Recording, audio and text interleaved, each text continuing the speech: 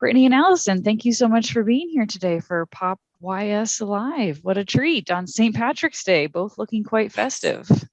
Happy St. Patrick's Day. We should have been talking about snakes this whole time. This is true. Yes. Didn't St. Patrick sing the snakes out of Ireland into Ireland? Yes. What's the okay? Yes. Well, spiders are just as nice. They are. I agree. Well, thanks so much for having us, Sam. And thanks for stepping in lieu of Tegan. I appreciate that. And welcome everyone to what we are dubbing, including the neurodivergent community and library space service and programming. I am Brittany Jacobs. I'm the manager of outreach and program services at the Burlington Public Library in Southeast Iowa. And with me today, I have my fabulous coworker, Allison. You want to introduce yourself? Sure. I am Allison Richert, and I am the Youth Services Library Assistant at the library, and I've been here for just under 6 years. Thanks. And I'm new to the team. I just joined here in November. I came from the Anythink Library District out in the Denver, Colorado area. But all of my background has been in public libraries, and I have an emphasis on programming. But Allison is the one who kind of started this whole inclusion for neurodivergent community members in our programs here at the library. And so she's really going to highlight one specific program today, but we're going to talk about what went into planning for it, how she researched it. I'm going to act as a bit of a moderator and an interviewer, and I will keep a close eye on the chat. So if you have questions throughout the presentation, please drop them in the chat and we can chat about them as we go. We want this to be kind of an informal give and take. So we'd love to hear your thoughts as well, because we recognize that everybody here brings a lot of knowledge to the table. And so thank you for joining us. And Allison, if you wouldn't mind briefly introducing the sensory evening and giving an overview of how that program went. Okay, so one of the areas that we wanted to focus on was programming for kids with a variety of disabilities.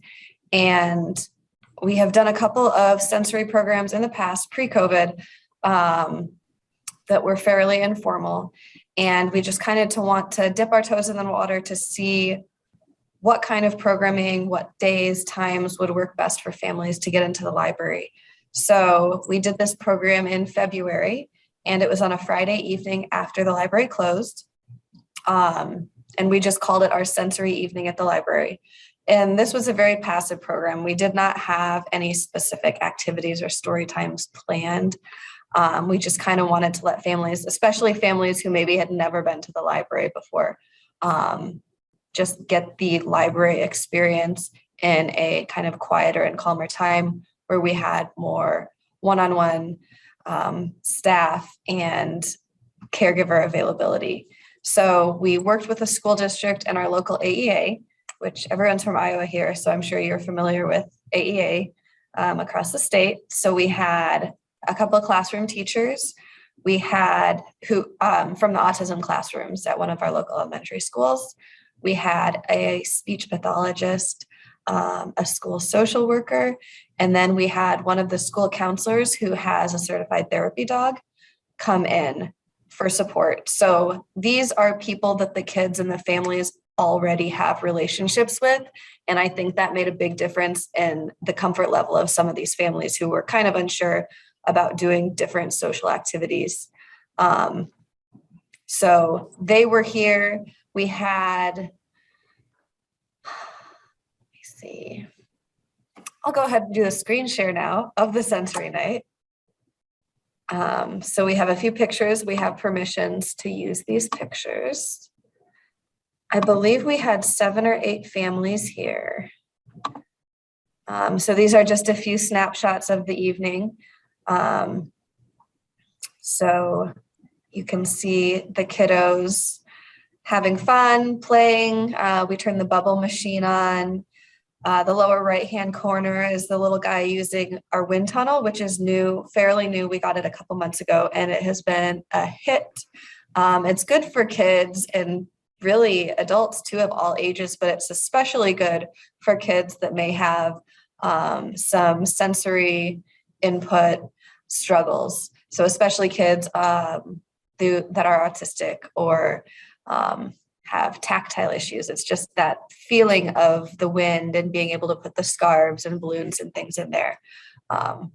So that was a great investment. And we're kind of going that direction to have more sensory toys and activities in the kids area at all times. So if people come in, even when we're not having an event, they're still comfortable knowing that there will be things that their child will enjoy doing. Stop sharing that now. That's all I have from that event. I'm trying to think if there's anything else from the evening. One comment was one of the families said, we would not have come to the library if you hadn't had this. And we were kind of struggling with do we make an inclusive program? I mean, we want families to know that they can come to any library programs, but we also realize that there might be some families that aren't comfortable with that would prefer something after hours that was specifically geared towards kids with different sensory issues.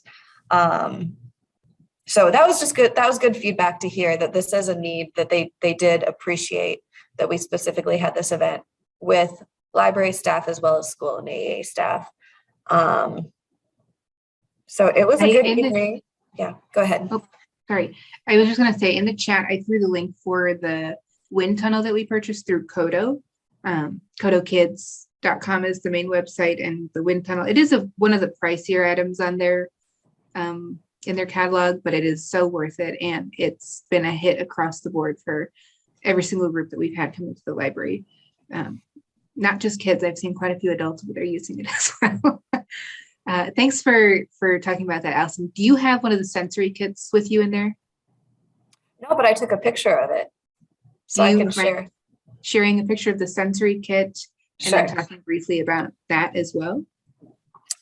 So one kind of barrier sometimes to families with kids that are either on the spectrum or with other disabilities is public spaces can be sensory overload for a lot of these kids.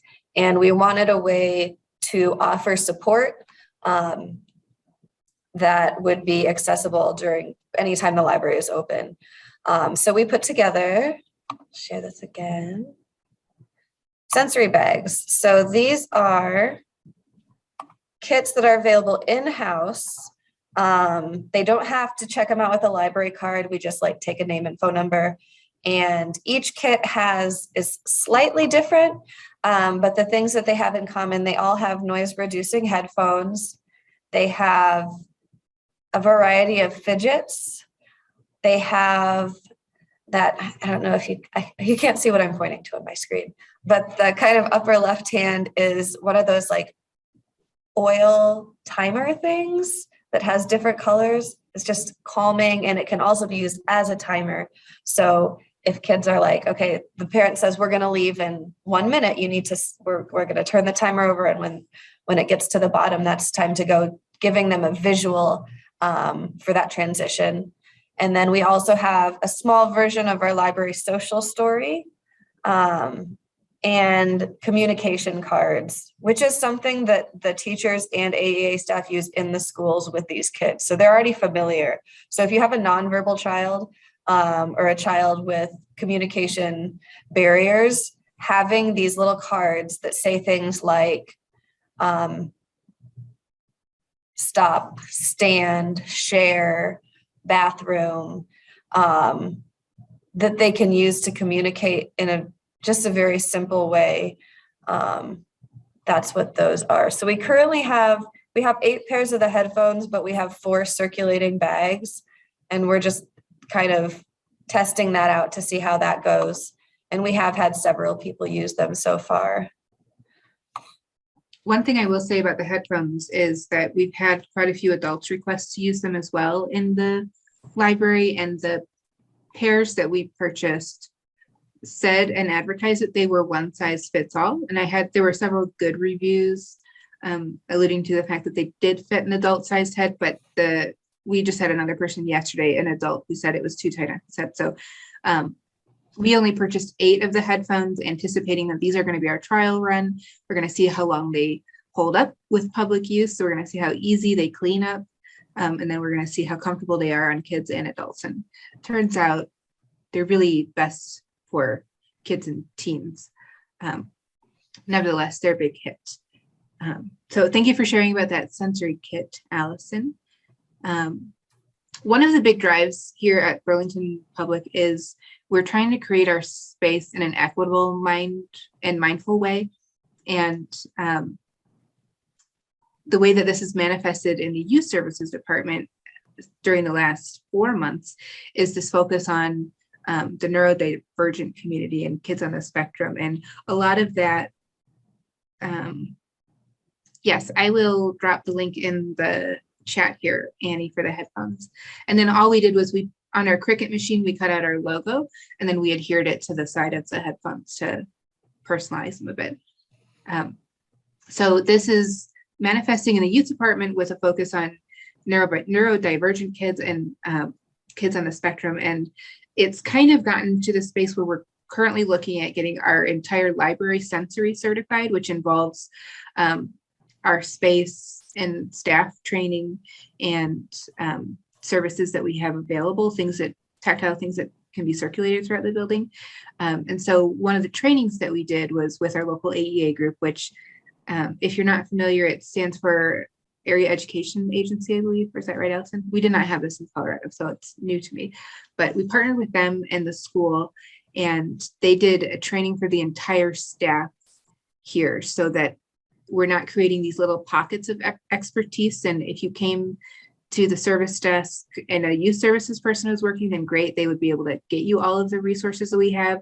Whereas if you came to the service desk and it was one of our clerks and they didn't know the services we had offered, we saw that that would be a potential problem. So we went ahead and had a training that was for all staff from AEA that kind of delve into a few different components of how do you service and work with and for this community of people.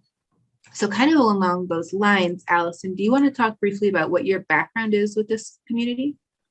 Sure. So I was born in Burlington and grew up here, went away for college and never really thought that I'd be back here past my high school years. But I value the support and just that the community offers, and having my family here is a plus. So I've been here at the library for about 5.5, going on 6 years. Before this, I was working in the school district for 2 years. My degree is in human services, but I spent part of my college years in elementary education, as well as psychology. So I really have a heart for human services and equity. And the first year that I was working in the schools was as an associate, one-on-one associate for a little boy who had autism. And the second year I worked in the school district, I was doing job coaching for kids at the high school level that had a variety of extra needs. And this involved taking kids out to different job sites, working on job skills. So there's always been kind of a special place in my heart for the neurodivergent and just physical disabilities and a variety. I just think that often they're forgotten and when we're planning a variety of things, like, is this really going to be accessible for the entire community? So that has always kind of been something that I think is important in a variety of areas. Thanks, Allison. So it was really helpful to have Allison's connection with the school going into this. And had you started working with the Autism Classrooms prior to this, or was it after the program? Yes, one of the teachers, so our local elementary school, one of the elementary schools has 3 autism classrooms. So there are a variety of ages as well as a variety of need level. And I had started going into the classrooms to do story times in December. So I go once a month and I do a program. I have a schedule board. So at the beginning, we go over each of the little Velcroed on things. And then during it, I move them over for done. Having that visual is really important. So I could talk forever about my programs, but basically I learned a lot the first time I went because each child in each classroom was different. So what worked for one was not necessarily going to work for another. And I think that's an important thing to keep in mind too, in general, is that just like all people in the world, one person with autism is not going to look or sound or act like any other person. And it's kind of veered away from a spectrum to more of, there's a graphic where it's like a circle in all different colors, because it's not like here, and you're here. So I think that's an important thing to keep in mind as well. I'll try and find that graphic that busts the spectrum idea out, and I'll share it in the chat when I do get that here. But Allison, did you use your connections with the schools as a main way to recognize that this was a large community here in Burlington, or did you look into other demographic data to determine the needs of this community? I think the beginning was my experience and relationship with the schools and with the kids in the schools. But we are wanting to get that community needs survey out.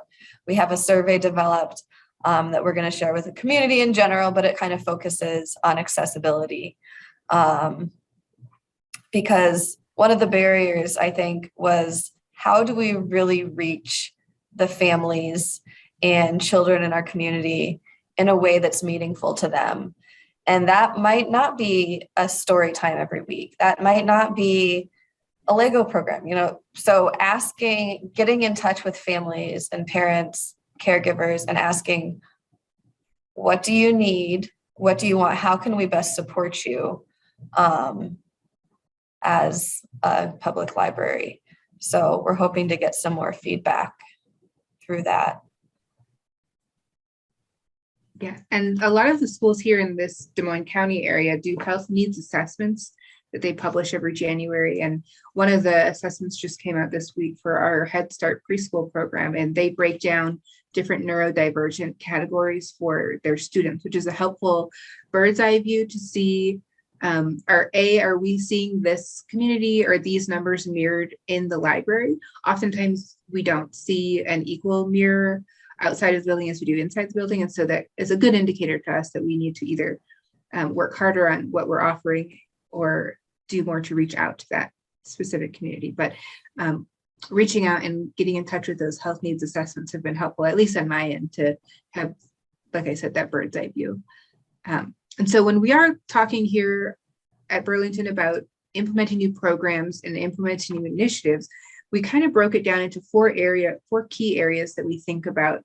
And that's areas of space, the building, how is the building being used? How do people view the building? Where's the building located? We're a one branch system that serves about 25,000 people.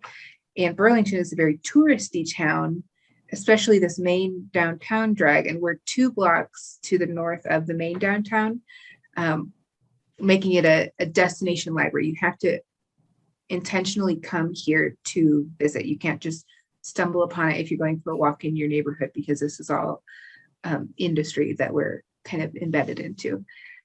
So we're trying to be really cognizant of our space as a building and as a location.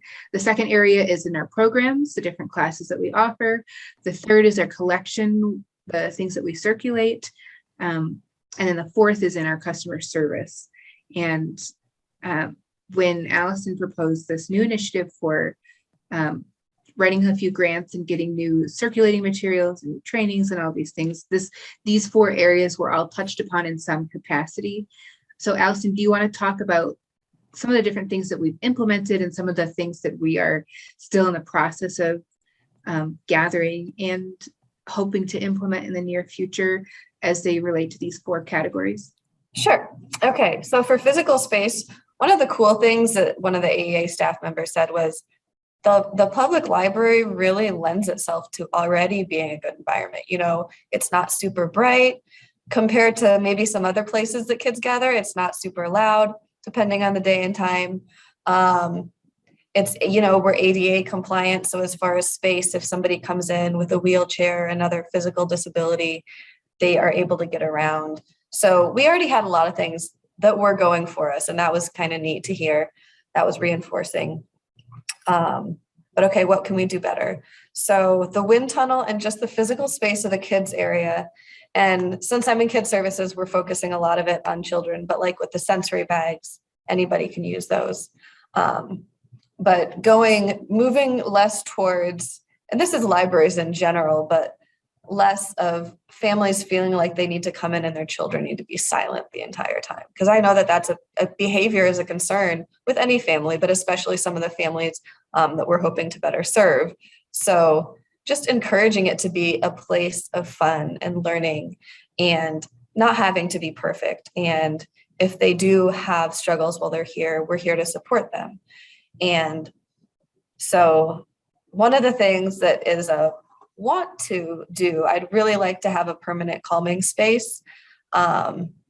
So this would be an area that's accessible all hours, that has quiet, low lights and sensory. So like they're not LED. What were those lights? Fiber optic. So Yeah, fiber. There's some really good resources just on making a sensory room or a calming space. So that's something that is in the future, hopefully, to come, because we have small group rooms, but if your child is in the middle of a meltdown, going over to the help desk, getting your library card out to get into a room, that's really not realistic. So having a space where they know, okay, we can go here right now. My child can get away from the sensory overload and have that time to calm down. So that's for space. I think that's something that I'd really like to do. And just continuing to add different structures in the kids area that encourage that free play and that have different variety of sensory input. So that's physical space. Let's see, collections. So I have a Google spreadsheet, and Brittany has seen I'm like, okay, so these are the things I'd love to have eventually. And I kind of, when I make lists, I just put as many things as I can think of. And I'm like, okay, we'll start here and we can add things as we go. So some of the things are sensory items like weighted lap mats, weighted blankets, wiggle seats.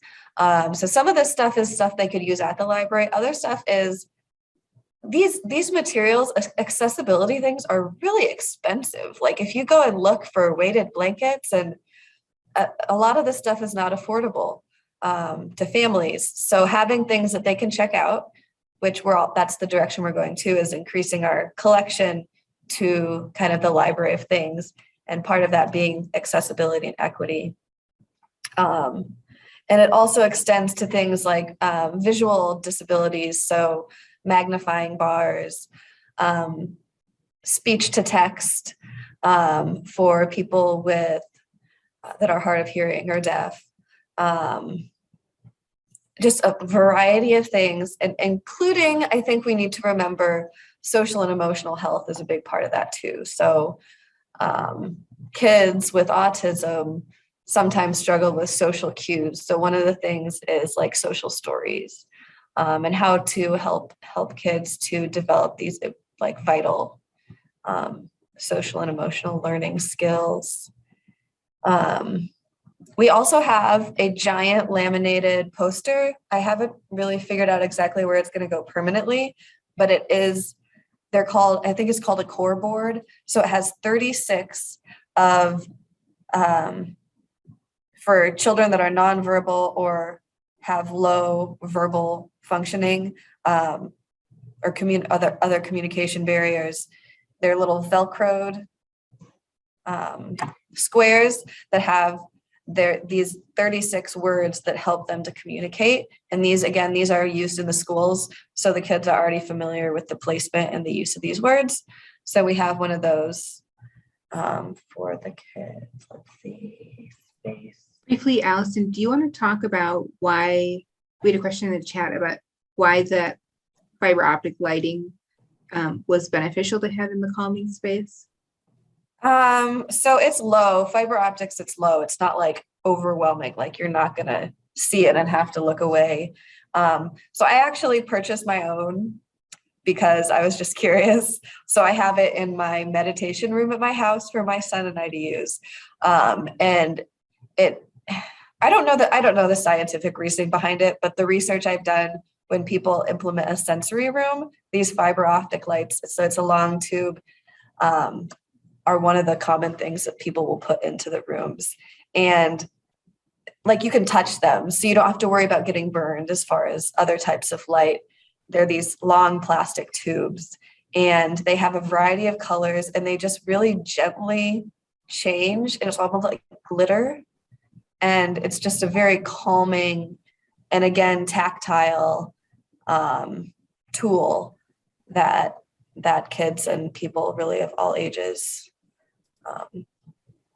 And it's not the sole source of lighting in the room. Like, there would probably be some kind of a low overhead light, but having the fiber optic lights as an option too just really creates a calm. I don't know. Yeah. I like just looking at them. Yeah, it is a very calming thing to be able to sit and look at.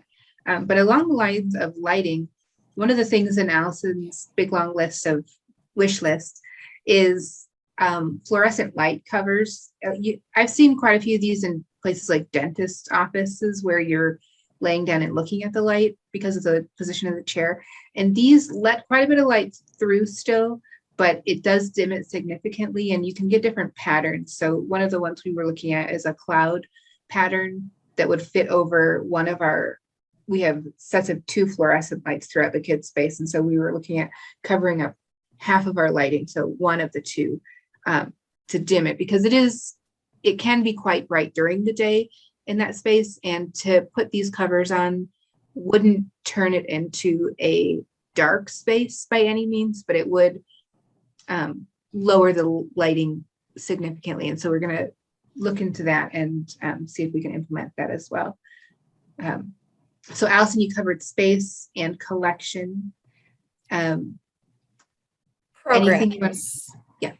So I touched on it earlier about whether we have specific programs that are designed to be sensory and have registration and say this program is designed for kids with extrasensory needs, but is open to the public, versus having our regular scheduled programs and just making sure people are aware you can come to these programs too. And I think it was kind of split, and we came to the conclusion that it's good to have both, because there are some people who are going to prefer a quieter after hours event. And there are some people that are going to be like, I want my child to be able to come to whatever program the other kids their age are. So one of the things that would be an option with that, like with the night we did, we had the school and AEA staff, which obviously isn't really realistic all the time. But even having 1 or 2 extra staff members at programs to give extra support if a family comes that might need a little bit more help, or possibly even in the future, especially during the summer, working with the school district, because a lot of the associates in the district that work in special education have voiced like they'd be willing to work on contract during the summer. So like if they could get paid and come to these events, because these are staff members who are already trained and familiar with kids with a variety of disabilities.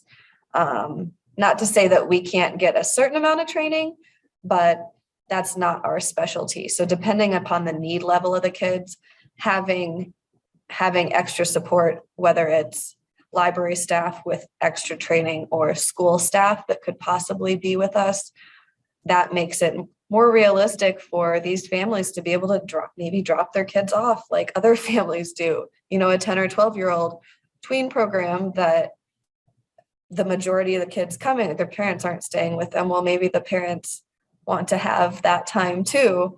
But for a child with disabilities, that's just not realistic for a lot of these families, and the stress and pressure can be really high.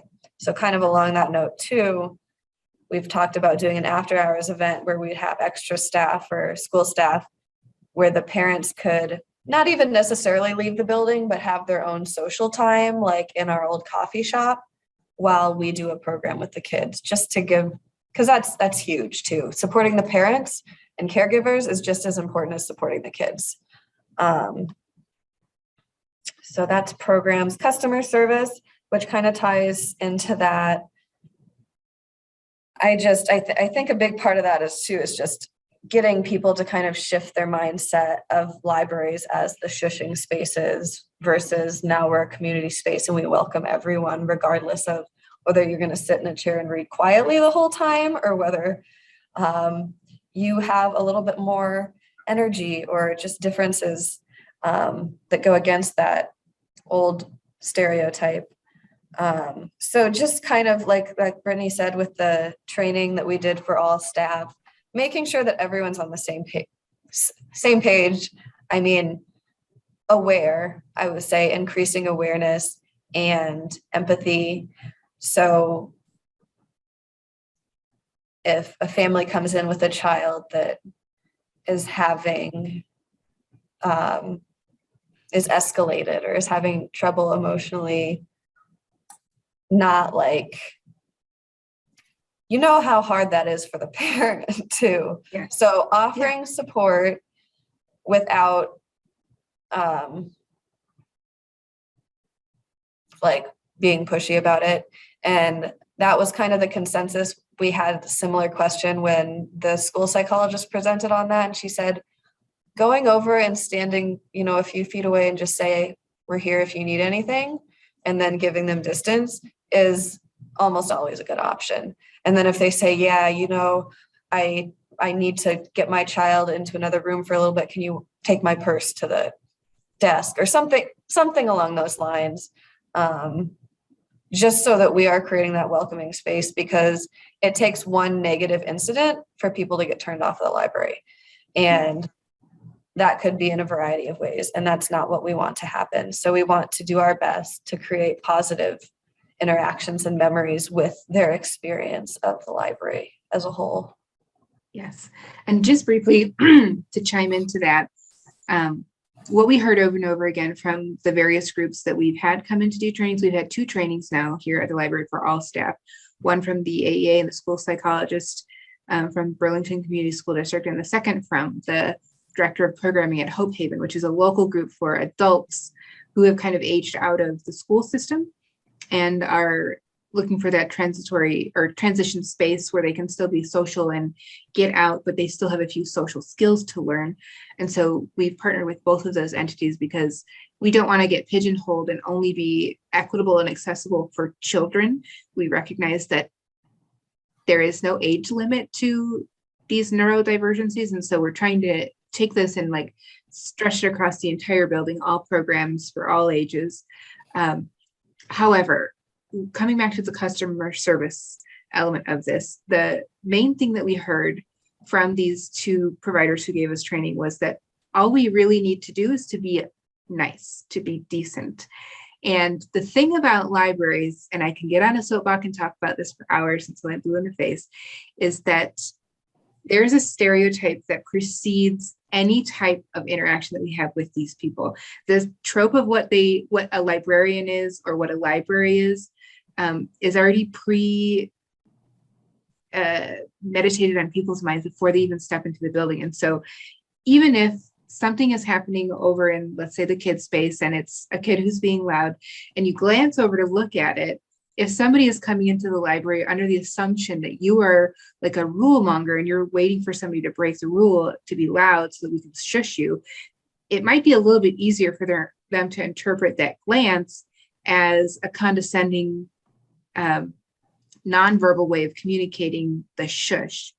So to be super uber cognizant of your body language and, again, what you say to these people, I think is at the forefront of a lot of our customer service training, because we are aware that that stereotype is alive and well. I just did a career fair with a couple hundred kids on Monday, and I asked them what they thought I did all day long as a librarian. And I gave the same presentation 6 times. And in each presentation, the first kid who raised their hand to give an answer about what they thought I did all day was say that we shush people all day long. That they think that that's what we're paid to do, is to shush people. And these kids are in 5th grade. So the idea that this stereotype is already so embedded in them makes me a little bit sad, because libraries are so much more than that. And we're really at the forefront of creating equitable learning experience spaces. Nevertheless, that stereotype exists. And so being super mindful of that in any kind of customer service training with your team is going to benefit you and the patron experience both. So step down off that soapbox. Allison, did you have anything else you wanted to add for those 4 different areas that we focus on here?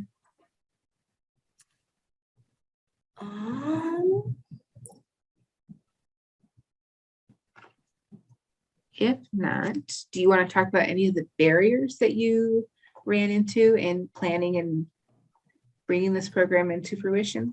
Sure. So one barrier, and we talked a little bit about it, was trying to assess the needs and the desires of our community. And I think the relationships with the schools, since the teachers already have such close communication with the families and parents of the kids,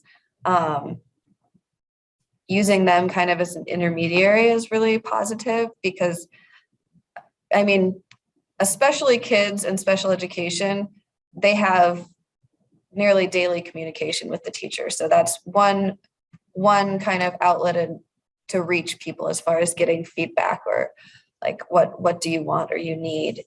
And then the community needs survey. And one thing that Brittany's really good about is actually like physically going out into the community and building relationships with a variety of people and organizations. And I think that's key too, because you can sit here at the library and push out a survey on Facebook, but who really is that getting to?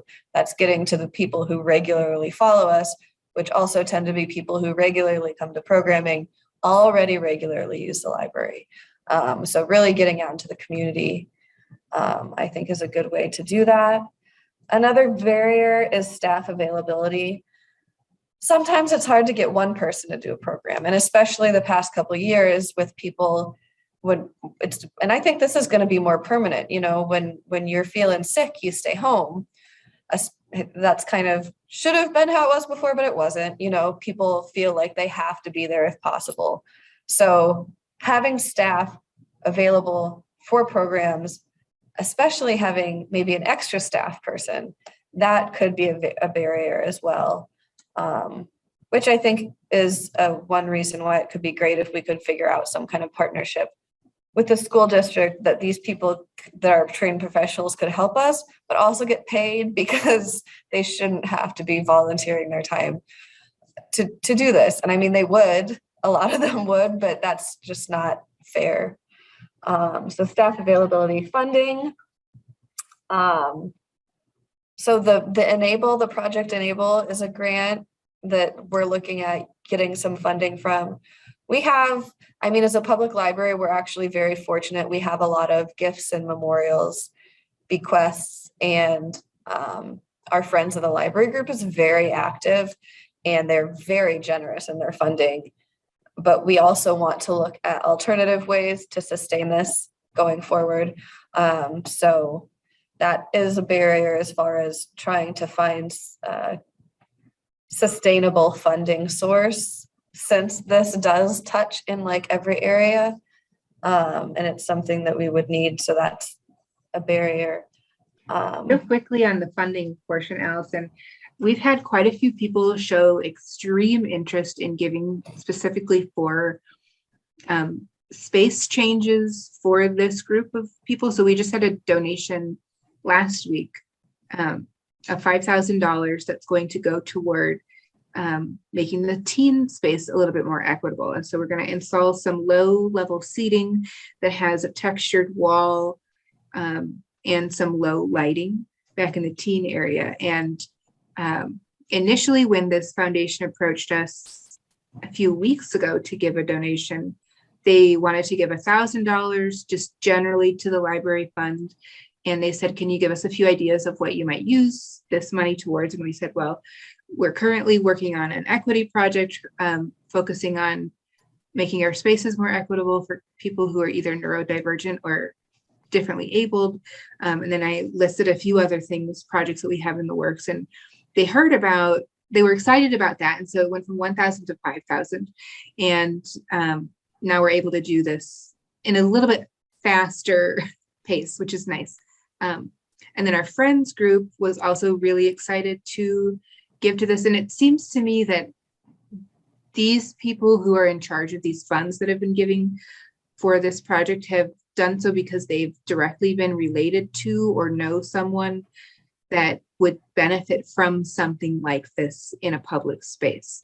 One of the other grants that we just submitted a few weeks ago was a local community grant, which this project and this Allison's multi-page Google Doc wish list is essentially what I wrote the grant for. And because we are a public space, we are doing this for all age groups. And we're trying to create inclusive environments rather than a segregated environment. We qualified for this grant because of that. And it also helps that we have the AEA, who has now been here 3 or 4 times and has been working with Allison on this since January. And we have the school psychologists, and we have the school therapists on board, and we have Hope Haven on board. So all of this community relationship building up until this point had really been beneficial. But when we wrote the grant, it was really nice to be able to submit it in a nice thick pack because we had so many people behind us on this initiative. So the funding portion, while it is a barrier, it's been very refreshing to see donations increase because of these initiatives, and to be able to qualify for other grants because we're working on this specifically.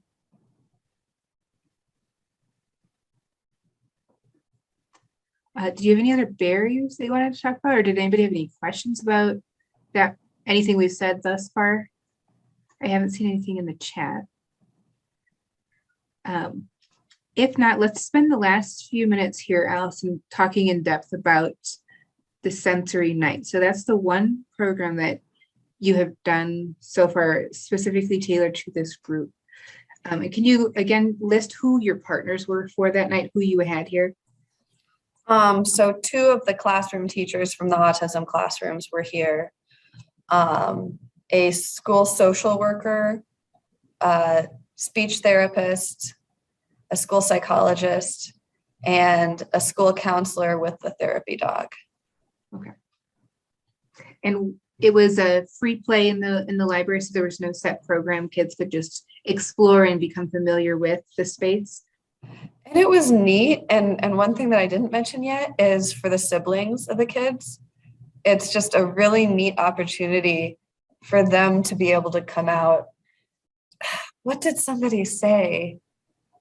I feel like the sister said something like, I wish I had autism so we could come here more.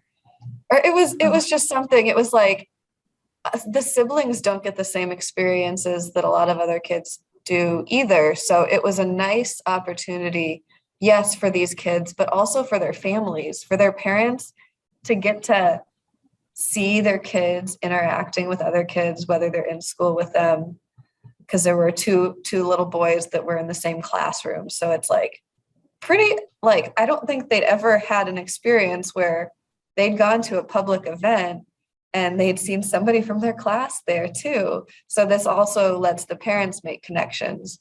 And there were phone numbers exchanged from parents. And it was just really neat to see. It wasn't a huge event. I mean, we had more people sign up than ended up coming. We did request registration for this event. I think one of the big reasons was so we could have a general number because we didn't want it to get big. And also so we could have the opportunity to ask we didn't do food in this event, but if we had, we would have asked if there were any food allergies or sensitivities.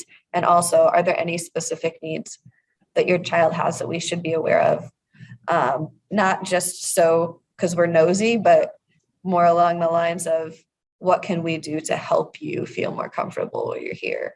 So whenever we do a specific program like this, I think having registration is definitely the way to go.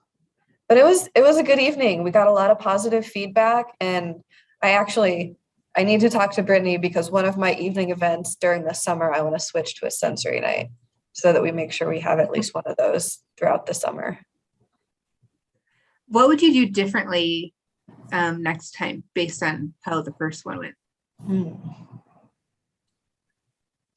I might incorporate one activity, not necessarily like a 30-minute story time where you have to sit and do it the whole time, but something a little bit extra that it's like, okay, because when we have like our family night events, we have something in each room that they can travel to. So maybe having something, even if it's very passive, like a shaving cream sensory experience, or bubbles or something like that, maybe adding something like that in. Okay. But otherwise, I mean, I really, having the extra support was huge. Partnering with the school district, because these parents were also sending home updates and reminders to the families, like really like, come on, this is going to be great opportunity. So they were champions for, and they're very excited about everything we're doing. So awesome. So Grace in the chat is asking, what's the cleaning policy for the sensory kits? So currently they're not going out often enough to really warrant like cleaning between everyone. They're probably a week goes by between use. We rotate them. So there's 4 bags. So if one goes out on Monday and someone asks for one on Tuesday, they'll get number 2, 3, and 4. As they start to get more use, we'll probably just, when they return them, lay them out in the back, spray them off and let them dry and put them back. We also, if the really use is increasing, we might also look at adding a few more in there. Yeah. And this summer we have quite a few large events, show type events planned for all ages. And I think we're going to have these sensory kits on hand, particularly for the noise reducing element of them, because these shows have the potential to get quite loud. In which case it'll be nice to have the sensory kits on hand so that families can feel like they are welcome to participate. With Hope Haven and the sentiment ring too with the school team as well, the psychologists and the therapists, the goal is integration into the community. And so by offering something like the sensory kits and that extra staff person on hand in our events, they're small steps, but they could mean a great deal to families, and it could be what makes or break a family participating in our programs. And so if we can swing extra people and have more headphones or kits available for each program, then we're going to try our darndest to do that so that we can get all families participating in the same event. Did you have any other feedback that you got from parents, either at the sensory night or from the survey that you've been pushing out with Storytime registration?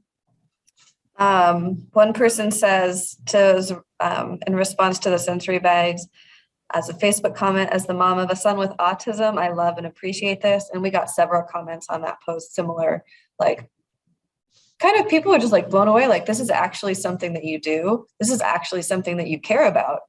Like, it seems like something simple, but it's very meaningful. And again, the school and AAA staff members are just like, one in particular, and she's a very enthusiastic person anyway, but every time I talk to her, she just cannot say enough. And she has used the word ecstatic. She's just like, you guys are just amazing. I can't say enough. And then also I remember one time school was canceled for a local school district, and I do a story time for 2 to 4 year olds. And one of the moms came in and said that her friend and her child would not be there today because her older child was home from school and he had autism. And I shared with her, I was like, well, he could totally come along. I showed her the sensory bags and she's like, well, that's amazing. She's like, that's so cool. I'll tell her that you guys do this so that next time if he wants to come and, sit with them or sit somewhere in the room with his sensory kit, he's more than welcome to do that. And I think just saying that over and over too, like your kids are welcome to come to any of our programs. And if there's something that we can do to help that be a more positive experience, communicate that. And I think if we're a broken record enough times and keep saying that, maybe people will really trust that. So. Yeah, I agree. In the chat, I'm going to throw the link to the company that we're looking at getting their sensory inclusive certification with. It's Culture City, and this is who Cedar Rapids Public Library got certified with. And they're currently, I think, the only public library in the state of Iowa to be sensory inclusive certified, but the Hy-Vee Arena in Des Moines is certified. There's about 7 or 8 institutions here in the state who have certification. The Children's Museum in Coralville is certified. And again, going back to the idea of staff training, all of the youth services team and I are headed up to Coralville in a week and a half to go through a mini training with them on, so this is going to be sensory related and some of it will be play-based learning as well. But there are places throughout the state that you can reach out to hear more about their process in getting certified. And then Allison, did you have any closing thoughts? And again, does anybody have any other questions you'd like to have answered, or any feedback or input or something similar that you tried at your library that was a success? Or did you have anything else, Allison? So when we went into this, when I start a project, I'm like, whoa, there's so many different things. So I would just encourage people to maybe take one aspect of one thing that you feel like is realistic to do in your library to increase access and accessibility, and just start there, because I think it can be overwhelming. Like, wow, that's a lot of stuff to consider. And it is, but it's important and meaningful. So if you can get one sensory bag at your library, that would be awesome. If you can get a staff training from a local partner, or start circulating headphones, or just one small thing. And I think when people start to see that this is something that you place importance on, that you will start to see results. Yeah. And the best advertisement is word of mouth. And so the more families that we engage with and have positive experiences at the library, the more this is going to get out into the community. And one thing I will say is that it's been really nice to have the school staff on board with this, and they've looked over some of the materials that we were looking to purchase. And a few of the items they helped us to kind of weed out of our wish list, because she said that either it wasn't applicable or it doesn't help the students. One of the things we were looking at was this pen that dictates or reads aloud a book as you wipe it over the line of text. And this was more for kids who had dyslexia. And I can't remember what exactly the team said, but they said that pen was not worth it. It's a very expensive tool to have. But she said that it wasn't worth the expense and that there were some better options for us. And so they've been a really nice resource as far as building up the collection side of things here. And while none of this circulates yet, that is the end goal, to have several of these items circulating outside of the building. But it's been well received by the community. It's been well received by our friends group and our board, and everyone on staff seems to be really jazzed about this, and we're all kind of working in the same direction toward this one goal. And it feels nice to be able to see these little sweet moments happen out on the floor when people see themselves reflected in our services and our initiatives. And it's kind of what it's all about, is creating a community space for everybody where everyone feels seen and heard.